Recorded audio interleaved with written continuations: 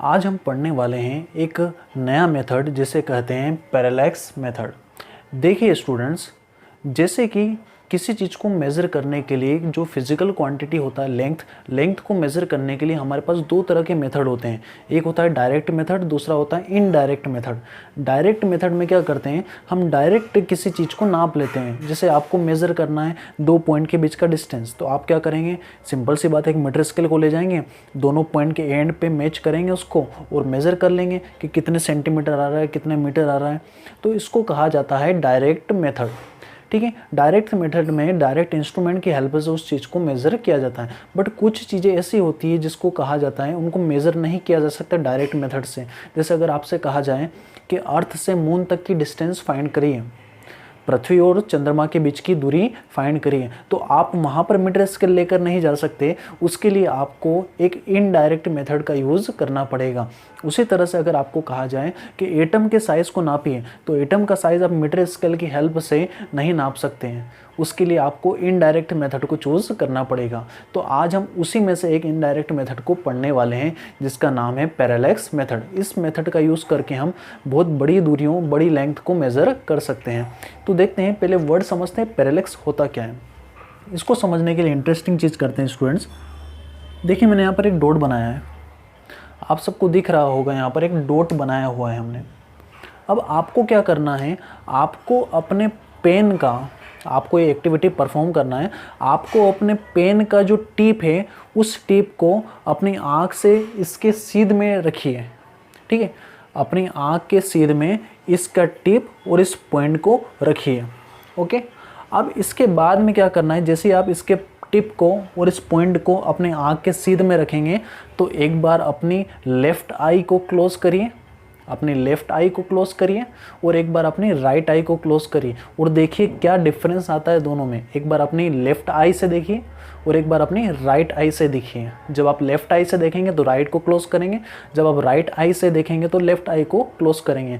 और देखिए, इसको इसके सीध में रख के फिर इस तरह से आँख बंद करके आप देखिए क्या ये दोनों सीध में रहते हैं या फिर थोड़ा सा डिफरेंस आता है। देखिए, करके देखिए इसको। तो आपने जैसा देखा, जैसे ही हम दोनों को सीध में रखकर एक बार लेफ़्ट आई बंद करते हैं और एक बार राइट आंख बंद करते हैं तो देखते हैं कि दोनों को पहले तो सीध में रखा था मगर बाद में दोनों सीध में नहीं होते हैं। ये जो पॉइंट होता है हमारी टिप से थोड़ा सा सरक जाता है। ऐसा क्यों होता है? इसी को कहा जाता है पैरेलैक्स। सो आपने अभी जो ऑब्जर्व करा उसी को क्या कहा जाता है? पैरेलैक्स। ओके, इस पॉइंट को देखा गया किसकी रिस्पेक्ट में? इस वाइट बोर्ड की रिस्पेक्ट में। आपने वाइट बोर्ड को बैकग्राउंड की तरह चूज करा और उसके ऊपर इस पॉइंट को देखने के लिए ट्राई करा, ऑब्जर्व करा। तो हमने पैरेलैक्स की डेफिनेशन क्या बनाई students? When we observe an object, जब हम किसी ऑब्जेक्ट को ऑब्जर्व करते हैं, ऑब्जेक्ट क्या हो गया हमारे लिए? ये पॉइंट हमारा ऑब्जेक्ट है। बाय ओवर लेफ्ट आई, एक बार लेफ्ट आई से, क्लोजिंग द राइट आई। जब लेफ्ट आई का यूज़ करेंगे तो राइट को क्लोज कर लेंगे और इसी तरह का उल्टा करेंगे, then by over right eye closing the left eye. We observe a shift in the position of an object. तो आपने ये ऑब्जर्व करा होगा, ये पॉइंट जो है सरक गया होगा, हल्का सा खिसक गया होगा। We observe a shift in the position of an object. उस ऑब्जेक्ट की जो पोजिशन है वो क्या हो जाती है? हल्की से शिफ्ट हो जाती है। With respect to what? Background. Background हमारा क्या था? व्हाइट बोर्ड था बैकग्राउंड। व्हाइट बोर्ड के रिस्पेक्ट में ये पॉइंट क्या हो जाता है? हल्का सा सिरक जाता है। या फिर आपका जो पॉइंट का टिप था उस पॉइंट के टिप के सीध में था शुरू में, मगर जब आपने आंख बंद करी तो ये पॉइंट जो है इसके रिस्पेक्ट में थोड़ा सा क्या हो गया? सरक गया। तो इसको बैकग्राउंड मान सकते हैं। This is known as parallax. इसको ही क्या कहा जाता है? पैरेलैक्स कहा जाता है। ऐसा इसलिए होता है स्टूडेंट्स कि जो हमारी जो दोनों आंखें हैं उनके बीच का जो गैप होता है अप्रोक्सीमेटली 7.5 सेंटीमीटर होता है। ये 7.5 सेंटीमीटर के कारण हमारी एक आंख इस एंगल से देखती है, हमारी दूसरी आंख एक इस एंगल से देखती है। तो दोनों आंखों से किसी चीज़ को देखने का जो एंगल होता है वो एंगल अलग अलग होता है और इसी कारण हमें ये शिफ्ट दिखाई देता है। मगर इस शिफ्ट का हम एक इंटरेस्टिंग यूज़ कर सकते हैं और इस शिफ्ट की हेल्प से हम अच्छी चीज़ों को फाइंड कर सकते हैं। तो देखते हैं किस तरह से फाइंड करते हैं हम यहाँ पर। देखिए, जैसे यहाँ पर एक ऑब्जेक्ट बनाया, इस ऑब्जेक्ट को हमने ऑब्जर्व करा एक बार लेफ्ट से और एक बार राइट से। तो देखिए यहाँ पर एक बार हमने लेफ्ट आई से इसको ऑब्जर्व करा ऑब्जेक्ट को, एक बार राइट आई से इस ऑब्जेक्ट को ऑब्जर्व करा, और हमारे ये दोनों आंखों के बीच की दूरी है। मान लेते हैं हमारे दोनों आंखों के बीच की दूरी जो है उसको अपन बी नाम देते हैं। क्या नाम देते हैं? बी। ओके। और लेफ्ट आई और राइट आई से देखने पर किसी एक ऑब्जेक्ट को देखा जाता है तो जो एंगल बनता है उस एंगल को नाम देते हैं यहाँ पर थीटा। क्या नाम देते हैं? थीटा। और यहाँ से यहाँ तक की जो दूरी है, लेफ्ट आई से ऑब्जेक्ट तक की दूरी, इस दूरी को नाम देते हैं एक्स। तो देखिए ध्यान से, यहाँ पर जैसे ही आप इसको बी नाम देते हैं, एक्स नाम देते हैं, थीटा नाम देते हैं, तो इन तीनों में एक रिलेशन निकल कर आता है। रिलेशन क्या होता है स्टूडेंट्स? जैसे हमारे दोनों आंखों के बीच की दूरी होती है 7.5 सेंटीमीटर। ये दूरी इस दूरी के कंपेयर में बहुत छोटी होती है। आप किसी ऑब्जेक्ट को देख रहे हैं तो आपके दोनों आंखों से उस ऑब्जेक्ट की दूरी बहुत ज़्यादा होगी, तभी ये काम करेगी मेथड। तो ये जो दूरी है बी, इस एक्स के कंपेयर में बहुत छोटी होगी। तब हम क्या मान सकते हैं, ये जो आपने एल आर जो दूरी है, इस दूरी को आप आर्क की तरह कंसिडर कर सकते हैं। किसकी तरह कंसिडर कर सकते हैं? आर्क। आर्क क्या होता है? ये एक बहुत बड़ा सर्कल एज्यूम करिए।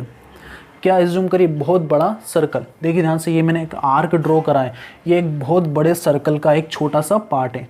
क्या इस सर्कल के छोटे से पार्ट्स को, छोटा सा पार्ट देखिए ध्यान से यहाँ पर, ये पार्ट, क्या इस पार्ट को हम स्ट्रेट मान सकते हैं? देखिए ध्यान से, एक बहुत बड़ा सर्कल हो, उस सर्कल का छोटा सा पार्ट अगर तोड़ा जाए तो उस पार्ट को स्ट्रेट माना जा सकता है। ये आपको स्ट्रेट तो दिख रहा है, मगर ये है क्या? एक तरह से एक सर्कल का पार्ट है, और सर्कल के पार्ट को हम क्या बोलते हैं? आर्क। तो ध्यान से देखिए, यहाँ पर जो एल आर, यहाँ से यहाँ तक की दूरी, ये भी क्या है? आपका आर्क है। ये एंगल थीटा है। अगर ये आर्क हो गया और ये किसी सर्कल का पार्ट है, ये अगर सेंटर मान लिया, तो ये जो एक्स दूरी है ये आपकी क्या हो जाएगी? रेडियस हो जाएगी। आ रहा है समझ में आपको? तो एल आर क्या है? एक सर्कल का पार्ट है, एक सर्कल का छोटा सा हिस्सा है, तो इसको हम बोलेंगे आर्क लेंथ। इसको सेंटर मान लेते हैं, तो ये आपका क्या हो जाएगा? रेडियस। इन तीनों के बीच में एक रिलेशन हमें पता है। क्या होता है relation? Angle is equal to arc divided by radius. Formula apply कर लेते हैं। Angle is what? Theta. Arc कितना है? देखिए ध्यान से, आर्क होगा एल आर, इसकी डिस्टेंस कितनी है? बी, और रेडियस कितना है? एक्स। तो इस फॉर्मूले की हेल्प से हम चीज़ों को फाइंड कर सकते हैं। जहाँ पर जो थीटा है, थीटा को कहा जाता है स्टूडेंट्स पैरेलैक्स एंगल। क्या कहा जाता है इसे? Parallax angle. याद रखिएगा। और थीटा को डिग्री में नहीं रखा जाता, थीटा को यहाँ पर रेडियन में रखा जाता है। जब भी कैलकुलेशन की जाती है तो जो एंगल होता है उसको हम रेडियन में रखते हैं। तो इस तरह से इस फॉर्मूले को यूज़ करके हम बहुत सारी चीज़ों को कैलकुलेट करेंगे। इस फॉर्मूले में थीटा, अगर आपको ये एंगल पता है, अगर आपको ये दूरी जहाँ से आप चीज़ों को ऑब्जर्व कर रहे हैं, देख रहे हैं, ये डिस्टेंस पता है, तो आप ये एक्स फाइंड कर सकते हैं। और ध्यान से देखिए, यहाँ से यहाँ तक की दूरी भी एक्स है, और ये डिस्टेंस भी क्या होगी? एक्स ही होगी, क्योंकि आपने एक्स को क्या कहा है कि ये आपका क्या है? रेडियस। अगर रेडियस है तो यहाँ से यहाँ तक की दूरी भी रेडियस होगी, ये दूरी भी रेडियस होगी, ये दूरी भी रेडियस होगी, क्योंकि ये आपका क्या है? आर्क है। ओके। तो अब हम इसकी हेल्प से इसके एप्लीकेशंस देखते हैं। एप्लीकेशन मतलब इसके यूज़ देखते हैं। इस पैरेलैक्स मेथड का यूज़ करके हम क्या क्या फाइंड कर सकते हैं। तो देखिए, पहला यूज़ देखते हैं इसका एप्लीकेशन। तो इसको लिखेंगे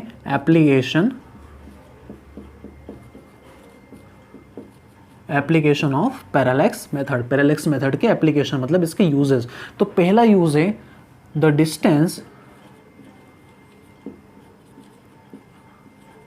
डिस्टेंस ऑफ मून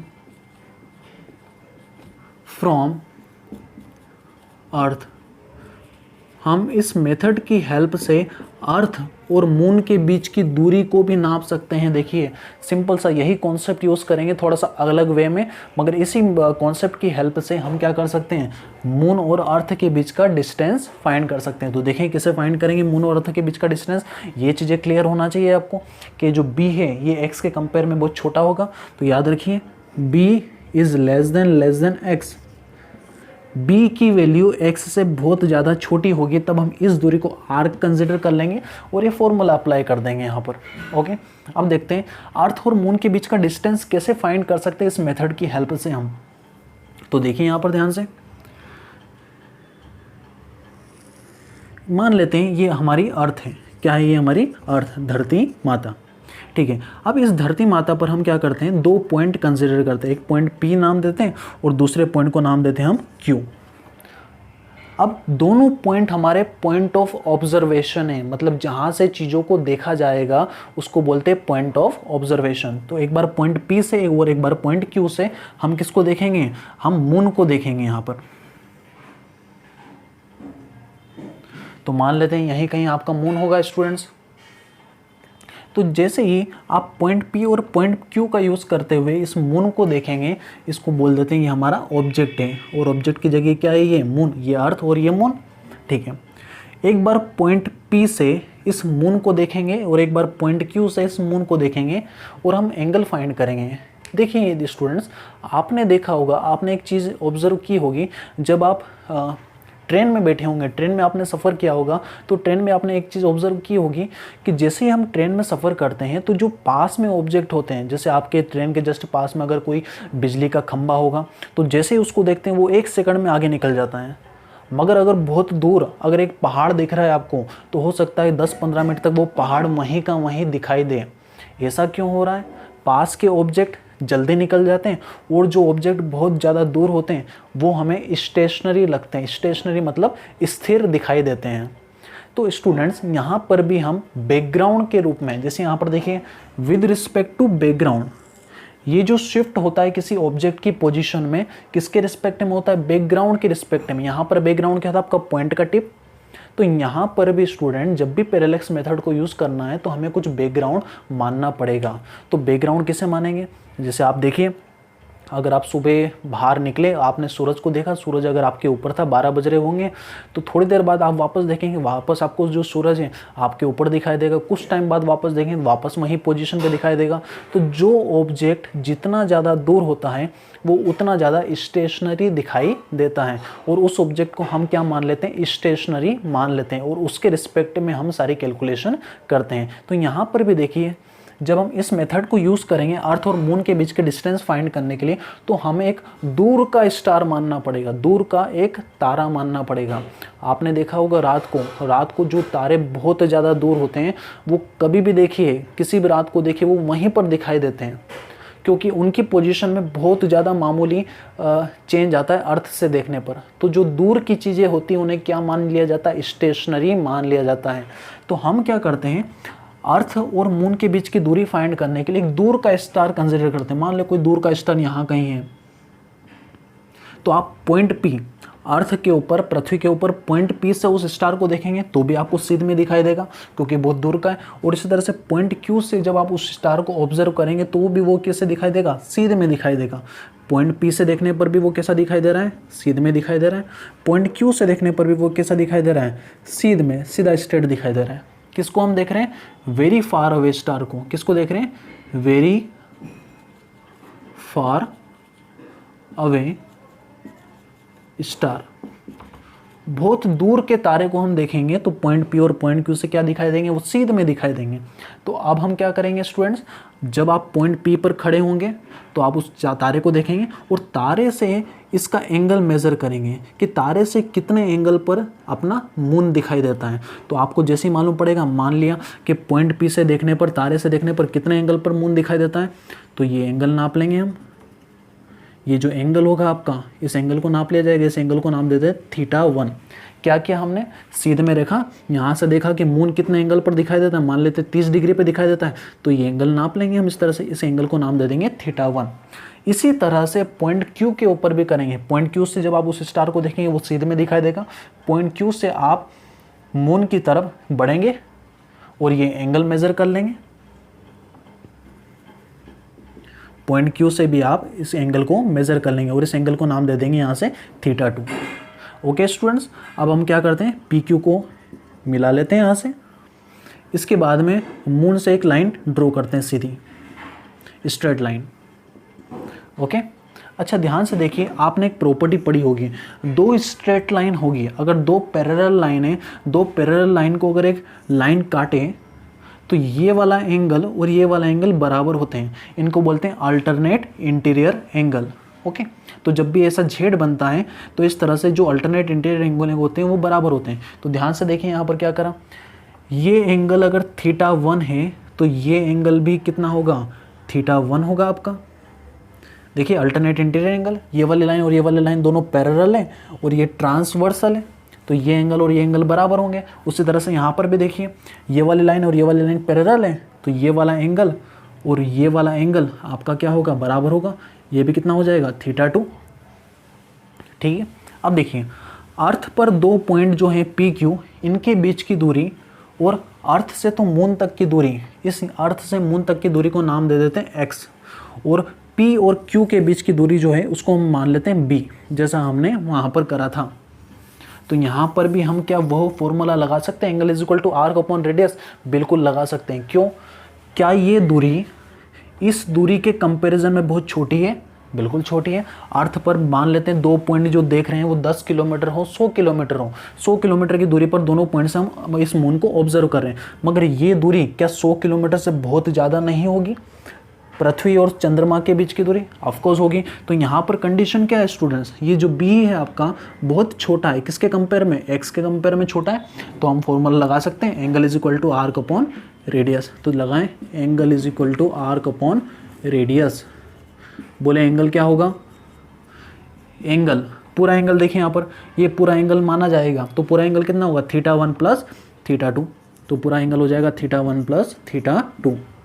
आर्क बताइए आर्क कितना होगा, ये आपका आर्क, इस पी क्यू को आप एज अ आर्क कंसिडर करेंगे तो आर्क की लंबाई कितनी होगी b, और रेडियस कितना होगा x, यहाँ से यहाँ तक की दूरी भी x और यहाँ से यहाँ तक की दूरी भी कितनी होगी, x ही होगी, क्योंकि आप इसको क्या मान रहे हो, रेडियस मान रहे हो, तो रेडियस तो सारी बराबर होती है, तो इसको मान लेंगे x। अब हमें फाइंड क्या करना है, अर्थ और मून के बीच की दूरी, मतलब x को फाइंड करना है, तो x को ऊपर ले जाएं, तो x बराबर b अपॉन में इस ब्रैकेट को अपॉन में ले आएँ, θ1 प्लस θ2। इस तरह से अगर आपको क्या क्या पता हो तो आप x मतलब दोनों के बीच का डिस्टेंस निकाल सकते हैं। अगर आपको b पता हो तो b तो हमें पता होगा, हमको पता होगा कि अर्थ पे दो पॉइंट के बीच की दूरी कितनी है, आसानी से मेज़र कर सकते हैं। क्या ये एंगल दोनों को नापा जा सकता है, ऑफ कोर्स इनको किसी इंस्ट्रूमेंट की हेल्प से हम इस तरह से एंगल नाप लेंगे, इस तरह से एंगल नाप लिए जाएंगे। और ये जो एंगल मेज़र किए जा रहे हैं किसके रिस्पेक्ट में मेज़र किए जा रहे हैं, वेरी फार अवे स्टार, बहुत दूर का तारे के रिस्पेक्ट में। क्यों बहुत दूर के तारे के रिस्पेक्ट में मेज़र किए जा रहे हैं, क्योंकि जो चीज़ें बहुत दूर होती है वो लगभग स्टेशनरी दिखाई देती है, यहाँ से देखेंगे तो भी सीध में दिखाई देगी, यहाँ से देखेंगे तो भी सीध में दिखाई देगी, इसलिए यहाँ से भी सीध में दिखाई दे रही है और यहाँ से भी स्ट्रेट में दिखाई दे रही है। इस तरह से हम अर्थ और मून के बीच की दूरी फाइंड कर सकते हैं। अब पैरेलैक्स मेथड का दूसरा एप्लीकेशन देखने जा रहे हैं हम। तो देखिए दूसरा एप्लीकेशन क्या है, the size of an astronomical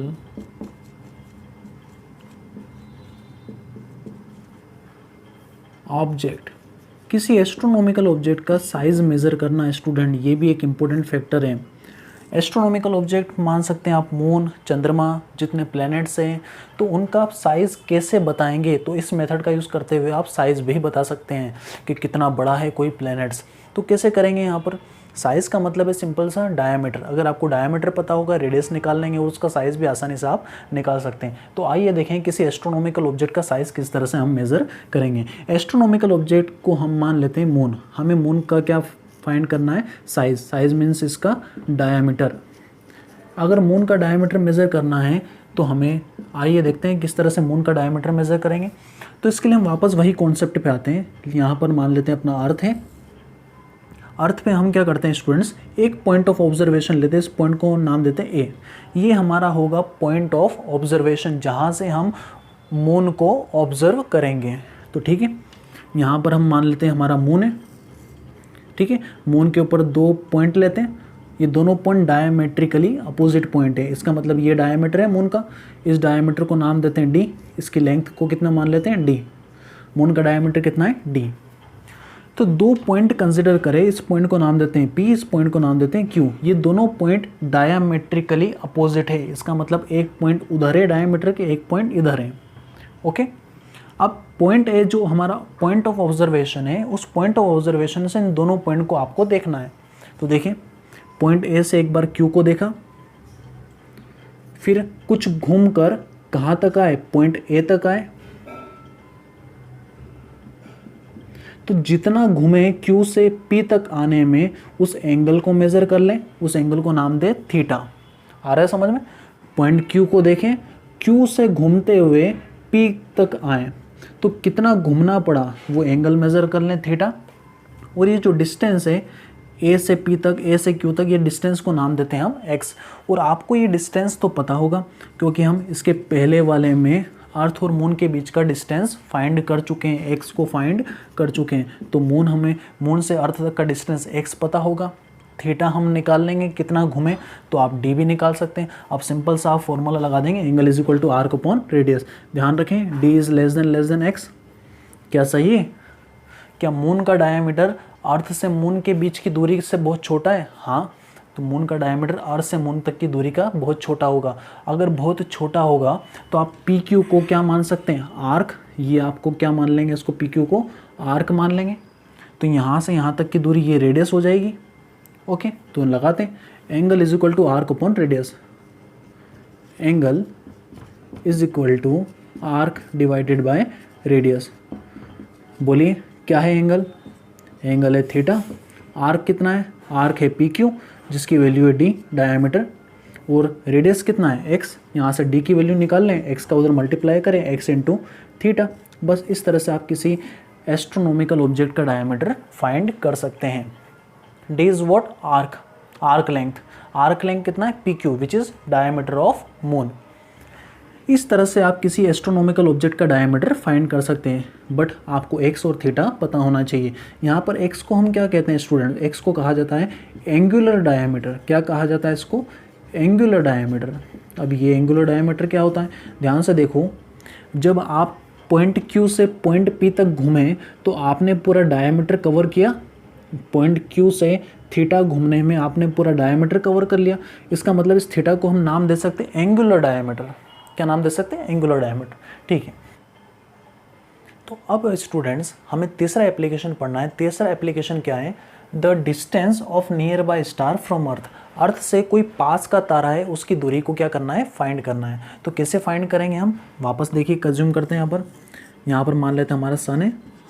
सन के चारों ओर अर्थ जो होगा वो अर्थ इस तरह से ऑर्बिट करेगा सर्कुलर पाथ में। तो अर्थ को मान लेते हैं, अर्थ आपका यहाँ पर है, ये आपका अर्थ का पोजीशन। इस पॉइंट को मान लेते हैं ए पॉइंट। 6 महीने बाद अर्थ कहाँ पर आ जाएगा? यहाँ पर आ जाएगा, इसके जस्ट अपोजिट पॉइंट पर। तो इस पॉइंट को नाम दे देते हैं बी, और ये आपका अर्थ आ गया। कितने महीने बाद आ गया? After 6 month.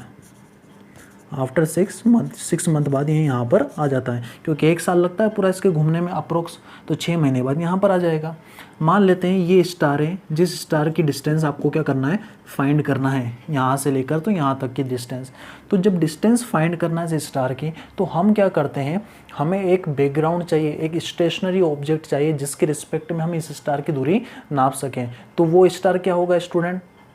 उस स्टार को नाम देंगे हम वेरी फार अवे स्टार, जो बहुत दूर है। ए से देखने पर भी वो स्टार आपको सीध में दिखाई देगा। जब आप बी से उस स्टार को देखेंगे तो भी आपको कहाँ दिखाई देगा? सीध में दिखाई देगा। ओके, ए से और बी से देखने पर वो स्टार कहाँ दिखाई देगा? आपको बिल्कुल स्ट्रेट दिखाई देगा, क्योंकि उसकी लोकेशन इतनी जल्दी चेंज नहीं होती। जो बहुत दूर स्टार होते हैं वो लगभग स्थिर ही होते हैं। तो ए से और बी से देखने पर सीध में दिखाई देंगे। तो आपको क्या करना है? ए से उस स्टार की सीध में तब तक मुड़ना है जब तक कि आपका स्टार नहीं आ जाए जिसकी आपको डिस्टेंस फाइंड करना है। तो ये जितना घुमाव होगा, ये एंगल होगा, उस एंगल को मेज़र कर लेना है। इस एंगल को नाम दे देते हैं हम θ1। उसी तरह से पॉइंट बी से भी, जो 6 महीने बाद अर्थ यहाँ पर आ जाएगी, तो पॉइंट बी से भी आपको घूमना है जब तक कि आपका स्टार नहीं आ जाए, और जितना एंगल ये बनाएगा उस एंगल को मेज़र कर लेना है। इस एंगल को नाम दे देते हैं हम θ2। ये θ1, ये θ2, इन दोनों को मिला देते हैं हम। सन का जो सेंटर है उसको नाम दे देते हैं O। ओके, सो देखिए ध्यान से, इसको मिलाने वाली एक लाइन, पैरेलल लाइन ड्रॉ कर देते हैं। इस लाइन के पैरेलल ये वाली लाइन होगी और इस लाइन के पैरेलल ये वाली लाइन होगी। ठीक है, ये एंगल θ1 होगा तो ये एंगल भी कितना होगा स्टूडेंट? θ1 alternate interior angle. ये θ2 तो ये भी कितना होगा? θ2। दो पैरेलल लाइन को एक ट्रांसवर्सल इंटरसेक्ट करेगी तो ये और ये एंगल बराबर होंगे, ये और ये एंगल बराबर होंगे। ये टोटल एंगल कितना हो गया? θ1 + θ2। ध्यान से देखिए, अब वही लगाना है आपको, angle is equal to arc upon radius. ये हो जाएगा आपका आर्क, आर्क कितना हो जाएगा ए बी, रेडियस यहाँ से यहाँ तक की दूरी को नाम दे देते हैं एक्स, जो कि हमें मेज़र करना है। तो अब देखते हैं इसको मेज़र कैसे करेंगे, सिंपल फॉर्मूला अप्लाई करेंगे। तो फॉर्मूला देखें यहाँ पर,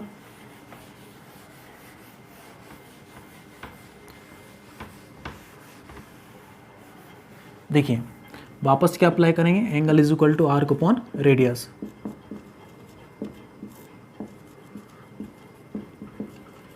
बोलिए एंगल कितना है, टोटल एंगल हो जाएगा θ1 प्लस θ2, आर्क एंगल होगा टोटल θ1 प्लस θ2, आर्क कितना होगा, ये ए बी दूरी, और रेडियस कितना होगा, रेडियस यहाँ से यहाँ तक की दूरी x। तो हम आर्क को लिख लेंगे ए बी, और रेडियस कितना हो जाएगा आपका x। आपको क्या फाइंड करना है, x, तो x की वैल्यू निकाल लें, x is equal to A B upon में θ1 प्लस θ2। देखिए इस तरह से आप x मतलब यहाँ से यहाँ तक की दूरी मेज़र करेंगे। यहाँ पर वही वाली कंडीशन है स्टूडेंट्स कि ये आपका आर्क मान लेंगे, इसको आर्क इसलिए मानेंगे कि ये वाली दूरी इसकी कंपैरिजन में बहुत कम है, ठीक है, इसलिए इसको हम आर्क कंसिडर कर सकते हैं। तो arc angle is equal to arc upon radius निकाल लेंगे। ध्यान से देखिए ए बी क्या है, अर्थ जिस पाथ में सन के चारों ओर घूम रही है उस पाथ का ए बी क्या है, डायामीटर है। अगर ए बी डायामीटर है तो इसका आधा ए ओ क्या होगा, रेडियस होगा, रेडियस। तो हम ए बी को इस तरह से लिख सकते हैं स्टूडेंट्स, ए बी बराबर 2 into radius, radius is what A O, और ए ओ ध्यान से देखो ए ओ क्या है, distance between sun and earth, distance between sun and earth, earth और सन के बीच का क्या है, दूरी है ए ओ। देखें यहाँ पर ए ओ क्या है, अर्थ और सन के बीच की दूरी है। आप याद रखें लेंथ मेजरमेंट के अंदर हमने कुछ यूनिट्स पढ़ी थी, उसके अंदर आपको एक यूनिट्स बताया गया था, अर्थ और सन के बीच की जो दूरी होती है उसको हम नापते हैं एस्ट्रोनॉमिकल यूनिट में, उसको क्या कहा जाता है, एस्ट्रोनॉमिकल यूनिट। तो इन दोनों के बीच की जो दूरी होगी उसको कहा जाएगा 1 एस्ट्रोनॉमिकल यूनिट। तो हम 2 into distance between earth and sun कितना होगा, 1 एस्ट्रोनॉमिकल यूनिट, और 1 एस्ट्रोनॉमिकल यूनिट कितना होता है मीटर में, ये होता है 1.5 इंटू 10 की पावर 11 मीटर, ठीक है। 1 एस्ट्रोनॉमिकल यूनिट की वैल्यू रख देते हैं, तो 2 इंटू 1.5 इंटू 10 की पावर 11 मीटर, सोल्व करें 1.5 का डबल कितना होगा 3 इंटू 10 की पावर 11 मीटर। तो ये आ गया आपका ए बी की वैल्यू सब्स्टिट्यूट करें यहाँ पर, तो x बराबर ए बी कितना है 3 इंटू 10 की power 11 metre divided by θ1 plus θ2। यहाँ पर एंगल को डिग्री में मेज़र नहीं करेंगे, रेडियन में मेज़र करेंगे। और इस तरह से आप x मतलब अर्थ से तो सन तक की दूरी, अर्थ से तो स्टार तक की दूरी फाइंड कर सकते हैं। तो देखिए स्टूडेंट्स, इस पैरेलैक्स मेथड में हमने यही करा है, हर बार formula angle is equal to arc upon radius लगाया। जब ये फॉर्मूला लगाएं तो जिस चीज़ को आप आर्क मान रहे हैं याद रखें कि ये वाली दूरी और ये वाली दूरी बहुत कम होना चाहिए, ठीक है। और ये जो कॉन्सेप्ट है वेरी फार अवे स्टार इसलिए कंसिडर किया जाता है क्योंकि हमें कुछ चीज़ें मेज़र करना है। जब हम चीज़ों को मेज़र करते हैं तो किसी की रिस्पेक्ट में मेज़र करते हैं। तो ये जो θ1 एंगल नापा गया है किसकी रिस्पेक्ट में नापा गया है, वेरी फार अवे स्टार था तो उससे हमने एंगल नाप लिया, उसी तरह से उसी से हमने एंगल नाप लिया। ये एंगल और ये एंगल बराबर होंगे, ये बराबर होंगे, तो angle is equal to arc upon radius लगा लेंगे। और ए बी क्या है, ए ओ का डबल करेंगे तो ए बी आएगा। ए ओ क्या है, सन और अर्थ के बीच की दूरी जिसको हम एस्ट्रोनॉमिकल यूनिट में मेज़र किया जाता है, तो वो लिखेंगे 1 एस्ट्रोनॉमिकल यूनिट, और 1 एस्ट्रोनॉमिकल यूनिट की वैल्यू होती है 1.5 इंटू 10 की पावर 11 मीटर। यहाँ पर रख देंगे तो ए बी की वैल्यू इतनी आएगी, और इस तरह से आप एक्स निकाल सकते हैं।